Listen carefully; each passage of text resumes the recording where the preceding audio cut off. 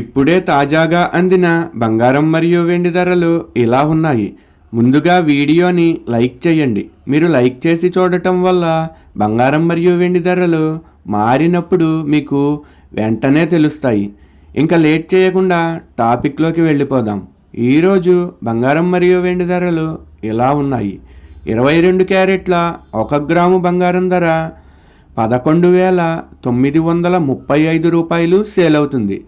22 క్యారెట్ల 8 గ్రాముల కాసు బంగారం ధర 95,480 రూపాయలు సేల్ అవుతుంది.